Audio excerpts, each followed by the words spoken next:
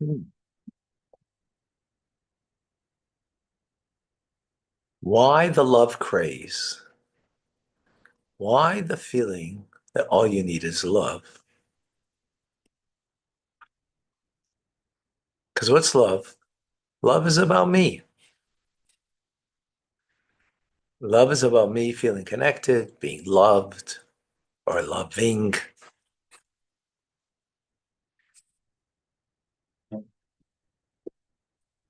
But to be good is much greater. Love is about me having the feeling. Be good is about you being good beyond your feelings, beyond you. It's not based on you, it's based on the good that you do. So it's greater than this than the person.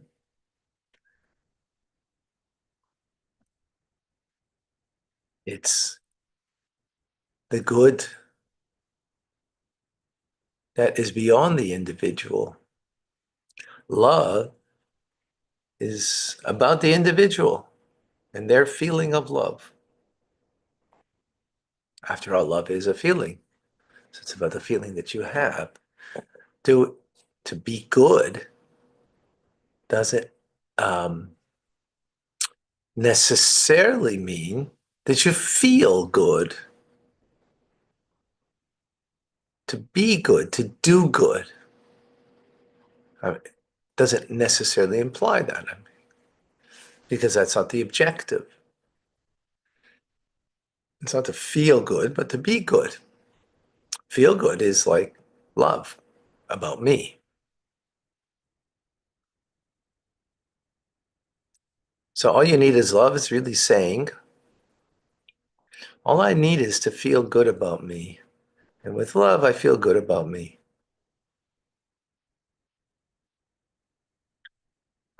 So if I have the love of my mother, if I have the love of my spouse, the love of my children, the love of the people around me, life feels great.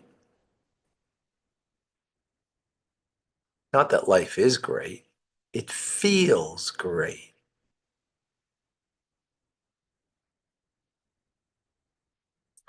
To do good, to be good, doesn't necessarily mean life is feeling great. Instead, in spite of life not feeling so great, you're still good. You still be good. Uh, that's much greater. Welcome to Tanya Today. I'm Rabbi Ronnie Fine, coming to you from Chabad Zech and Kadesh in Montreal, Canada. It's a privilege and a pleasure to share with you the Tanya. We continue our journey in chapter 35, where we have a beautiful metaphor from the Zohar that the wise person has their eyes in their head. And the Zohar asks, well, come on, everybody has their eyes in their head? Meaning the interest of the person is on their head. The concern the individual has is on their head. What's on their head? The Shekhinah, the divine presence. That the divine presence should never leave upon the head of the individual. And that's why a man, Jewish man, won't go 4 cubits without a head covering, because the divine presence of God rests upon the head, and the interest is to make sure it's always there, the divine presence, not just with wearing a head covering, a kippah yarmulke, but through making sure there is enough fuel to create the light of God, the Shekhinah. That fuel goes through a wick, that the wick holds on to the light, the wick being the body. And the light being, again, the divine presence of God, the Shekhinah, that is encompassing the body of the individual. And for that, King Solomon says, let there not be a minimal amount of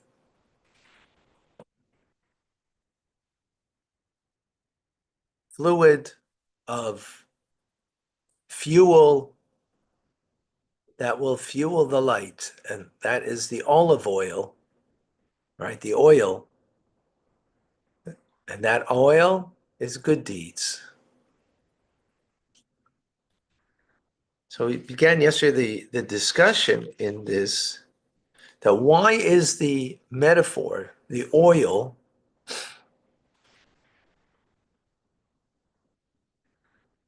good deeds, mitzvahs, God's commands, as opposed to what fuels the light of God is the love that my soul has for God. And the reason we began yesterday, we continue with that thought today, is Shekhinah means the divine presence of God. The divine presence of God can only rest upon something that is totally nullified to God. Because what is God? The only reality. So for that presence of God to be here, it could only be in something that He is the only reality. He is the only, not just the only truth, the only reality. So therefore everything has to be something that's completely nullified out of existence. Otherwise the light of God can't rest there, can't reveal itself there.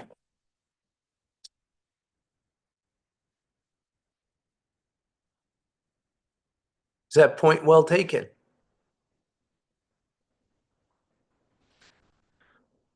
It's not so simple, because there's nothing else in the world like that.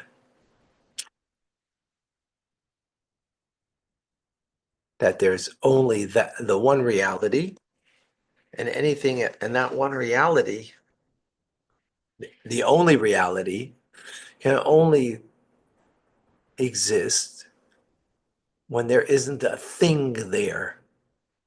Because if there's something or a thing that's there, then the presence of the only reality, the Shekhinah, the divine presence of God, will not rest there.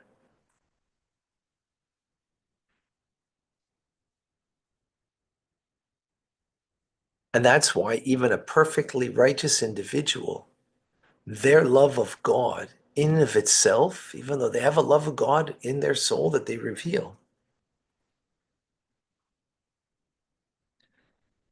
God doesn't rest upon that righteous person in merely their love of God.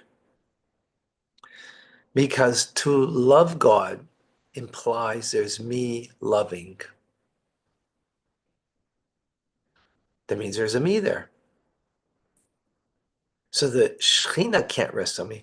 I could have a feeling towards God. We're not saying you can't have a feeling towards God, but it's my feeling towards God.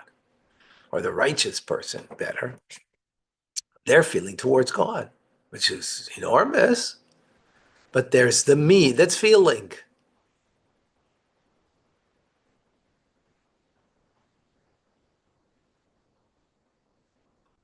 There's the me that's feeling,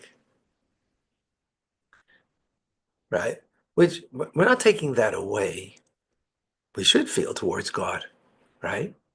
Absolutely. But in the metaphor over here, it doesn't fit to say that you create the light of God by you feeling God. Because God's infinite, you're finite. There's no way that you're going to be able to feel God Himself. Right? Just like the righteous person cannot know God with a finite mind. The only reason, and I say this parenthetically, the only reason we can know God is because God allowed himself to be known through the Torah. But otherwise, not possible. God's infinite. We're finite. We have a finite mind. And you want to come to know God? It's not possible. Because there's me there, the finite person, and grasping.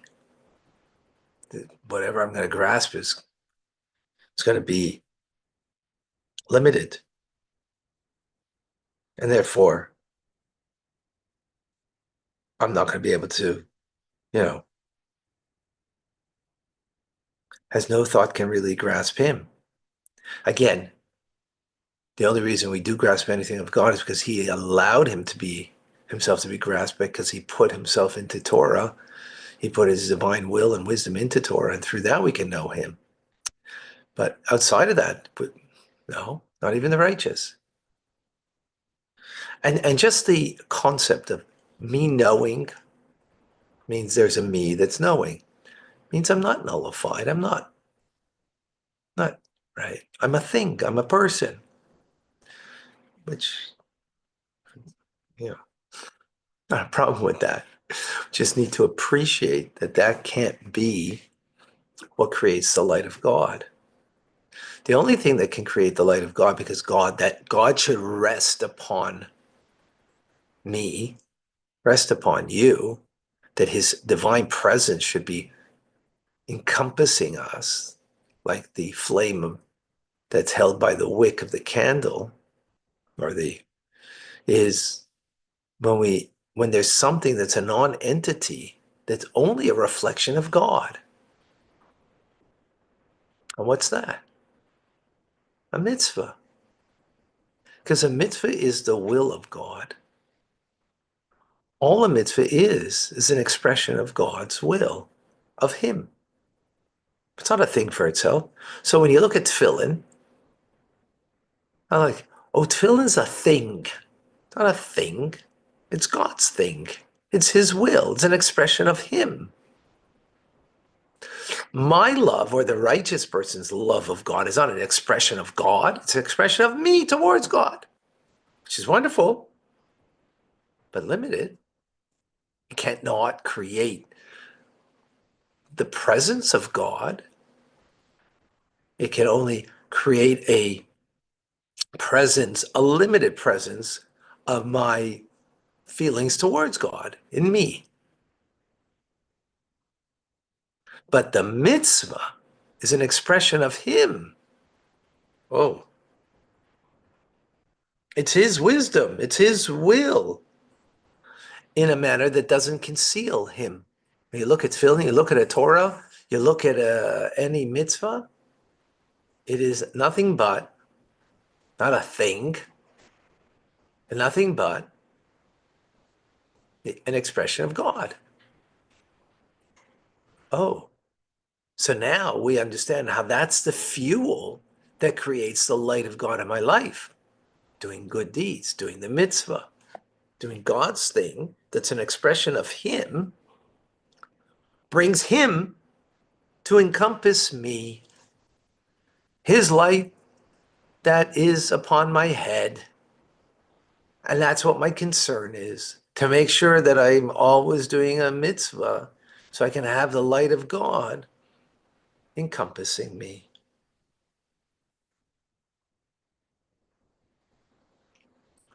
Right? As opposed to being a spiritualist, right? And seeking spirituality. Seeking spirituality is about you. You just want to feel. You want to feel connected. You want to feel love.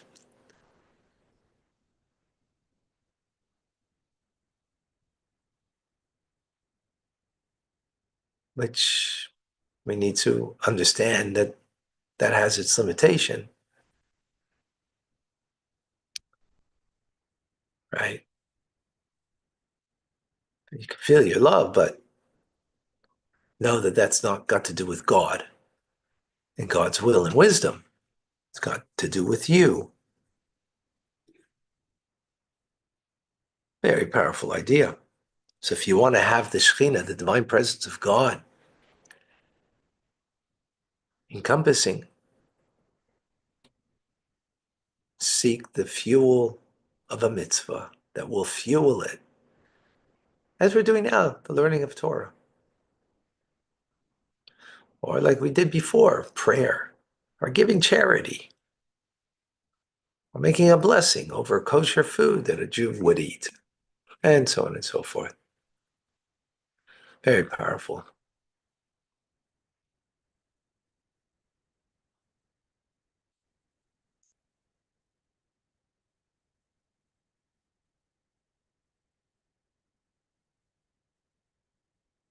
Only by doing the physical act of the mitzvah do you have the body engaged in. Yes.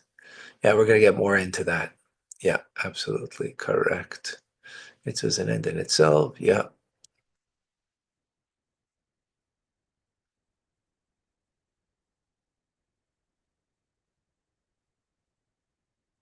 Any questions? Any thoughts? Very powerful teachings.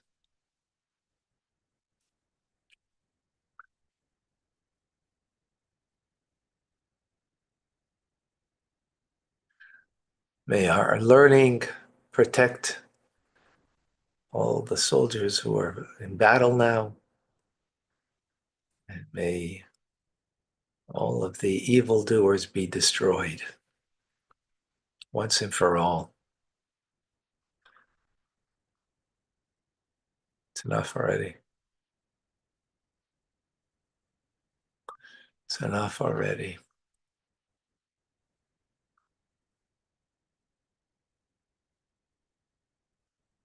Right. Can we do mitzvahs all the time? Certain things are obvious mitzvahs, like the 613 commandments of the Torah. And there's rabbinic laws. Mitzvah means seeking, at all times, you can seek a connection with God. In eating, you can seek a connection to God. In your conversations with people, there can be a connection to God, right? You're mindful of not speaking things that shouldn't be spoken, right? Lashon hara, speaking ill about another person.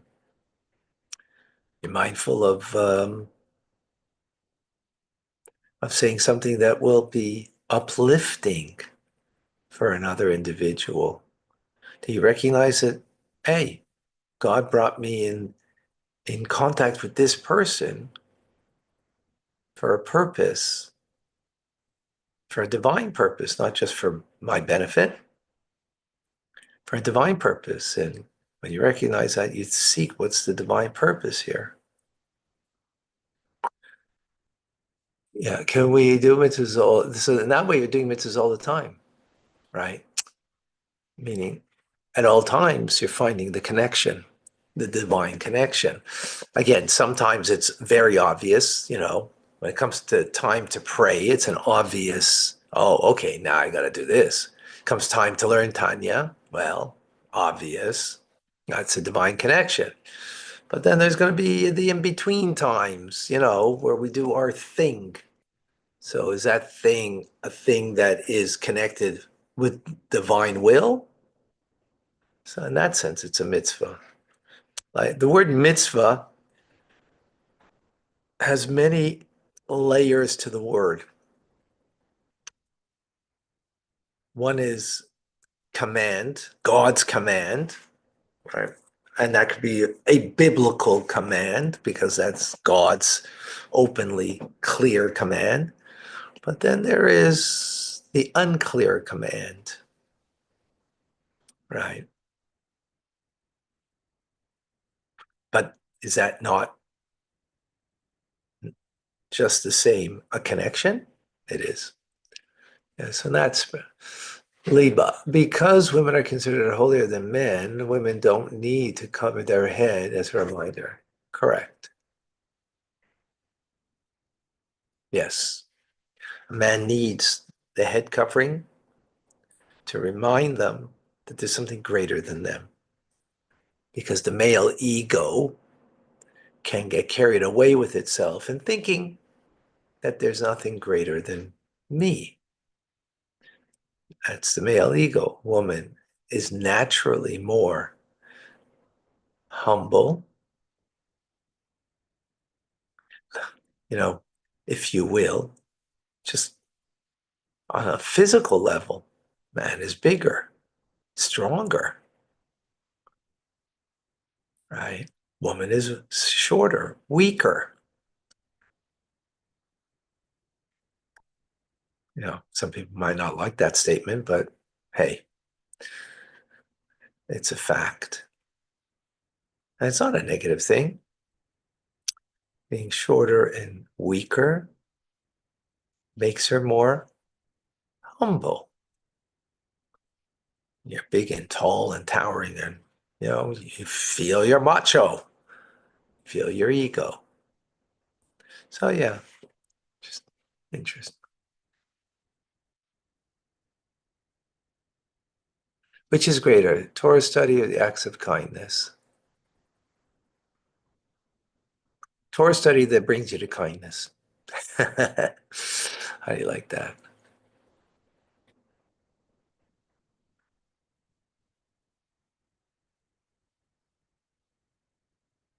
What happens if we go non-Jew puts on tefillin? What happens? I don't think much. I mean, and it's not a command, so therefore it's not in itself an inherent attachment.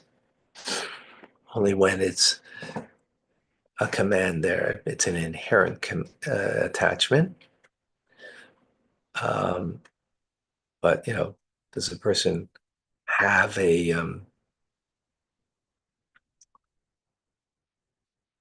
bit more the natural feeling that a person will have of connection, of their connection? Well, connection we make today with God. Tefillin and say the Shema. Okay. I put on two sets of tefillin.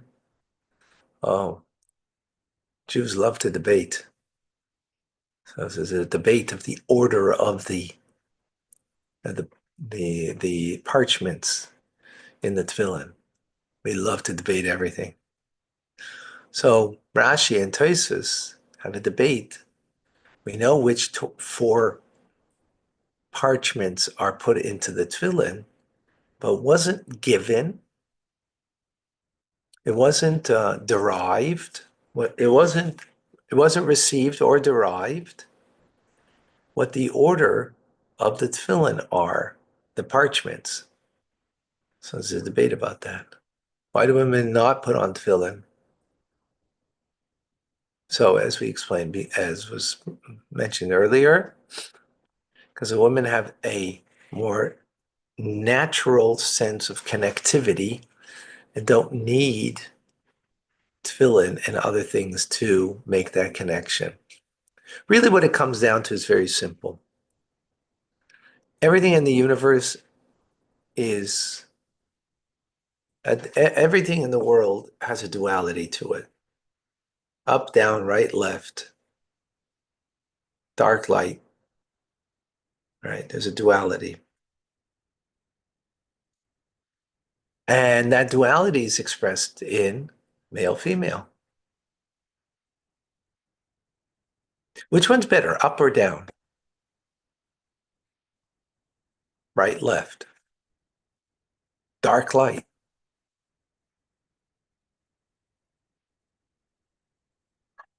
They're all creations of God, right? Is nighttime less a creation than God than light during the day? No. So male and female are not one less or more a creation of God. But nighttime has its uniqueness. Daytime has its uniqueness.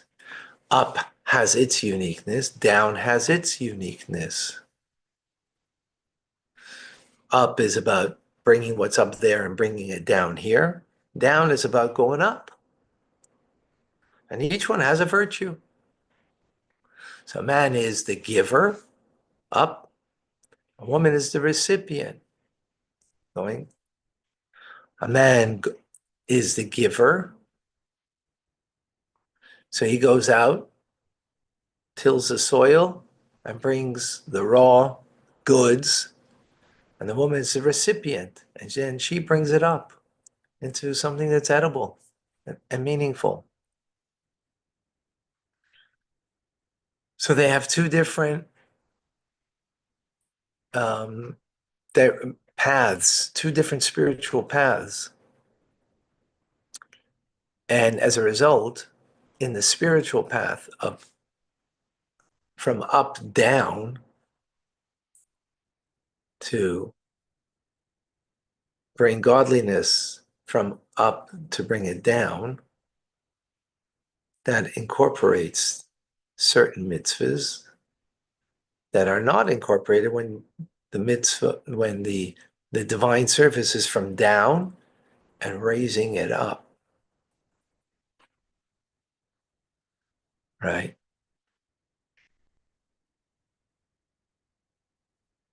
And therefore the needs are different in the different mode of divine service. So the man needs the tefillin to draw down God down into them, to humble the spirit, the high spirit of man. And the woman who is down, meaning, as we said, shorter, not as powerful, right? In a physical sense, naturally, is about taking what's been given and bringing it up and sanctifying it and making it into something holy and special that can only come from within, from down up. And therefore, she has that greater capability.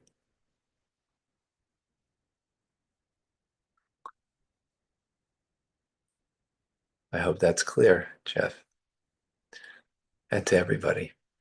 If you got that,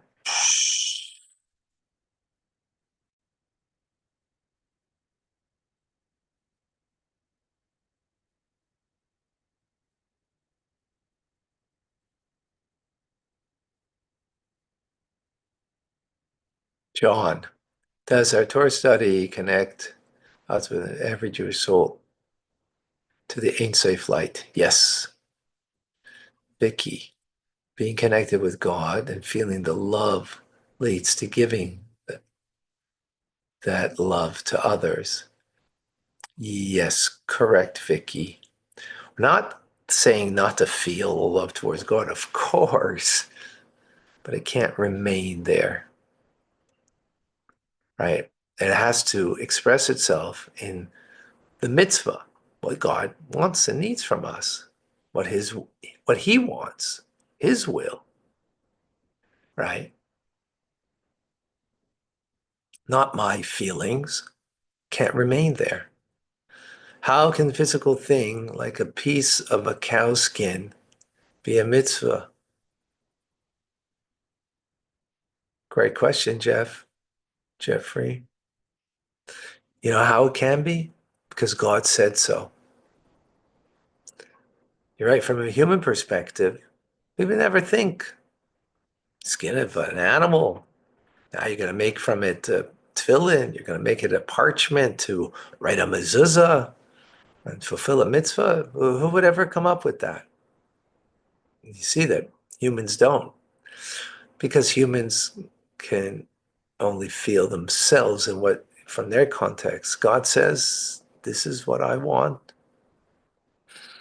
And God is infinite and is capable of expressing his desire, not just in a spiritual way, but in a very physical way.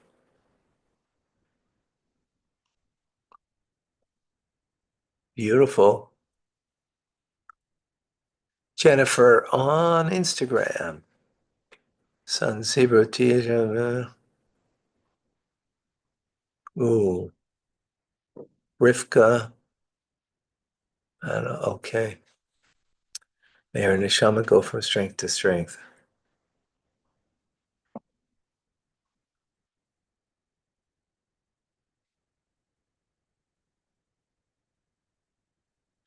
Yeah. All right. Thank you for sharing. All right, folks. It is said that only 660 mitzvah, but why do I feel there's much more than 613 biblical commandments? That's what there are. All right, amazing, folks. Wow, they're all amazing, I must say. Rambam coming up, the laws of tshuva. Come and join us of repentance. I'm Rabbi Ronnie Fine, coming to you from Chabad Zurich and Kadesh in Montreal, Canada. It's a privilege and pleasure to share with you the Tanya.